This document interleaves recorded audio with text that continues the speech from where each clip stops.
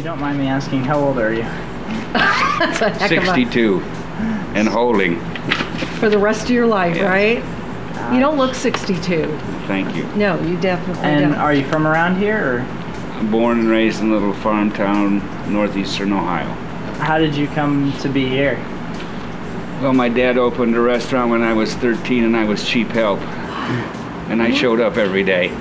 What kind he of made sure. restaurant was it? It Seth? was a little drive-in hot dog stand, root beer hot dogs, coney dogs, you know, kind of like a Sonic kind of So it was thing up lots there. of hard work at 13. Oh, yeah, yeah. So you've been in this business all It your was life 80 then? hours, yeah. He made sure I got 80 hours a weekend. Oh my gosh. Nine And go to hours. school. What did you do there, Seth, when you were 13? Well, I started out as a dishwasher. Okay. And the next year I went to the soda fountain. And the next year I was on the fry line. And the next year I was on the broiler. Okay. So you cooked at a Cooked, young little absolutely, age. Absolutely. So you like to do all of it. You like to bake. You like to. I'm not a great baker. I don't like flour on my shoes. That's So good. I would much rather be on the hot line, you know, working with big proteins and vegetables and making soups and sauces and things like that. I think you can be a lot more creative as a chef rather than a baker. You're kind of Definitely, you are limited. You limited. you have to follow recipes, and I'm not very good at following instructions. So Where did the name come from, Seth? we were in, 2009, and we were trying to go back, reflect back, and echo. Echo's Somebody good, said, yeah. came up, said something, well, kind of like it echoes, and so right away, That's we perfect. jumped on the name. So for those skirt readers who are wanting to know what's unique about Echo, what would you tell them? It's a unique concept, it's unique food. I hate to say New York-ish, but You are. we try to be very a little more cosmopolitan than most places, and it's not so much heavy wood and It reminds me very much of Toronto. right. It really. Exactly I'm right. Canadian and I'm Right. from there, and it's Toronto's very. a wonderful isn't place it a to go and wonderful eat. I Oh, love isn't it? I had one of my appetizers on my first menu was named Toronto. You're kidding. Yeah, it was an escargot dish that I created when I was up there a couple of weekends. And Kind of European and very clean. right, we were very much a chef-driven operation. There are 5 executive chefs that are involved in this restaurant, and Wow. in some form or another.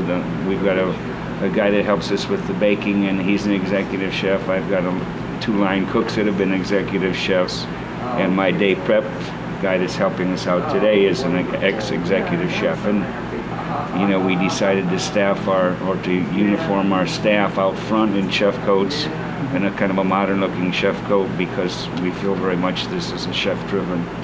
We just wanted to be a little neighborhood joint that did a great job. Great. That where sounds you bring good. your friends and you bring your people you work with, After work. and out of town people come in town, and you got to come down. Let's go to this place. This is a great little joint in town. So many people do come to town in Knoxville with their travels, and That's right. they'll often say, where's your favorite place to go? And you have to sit and think.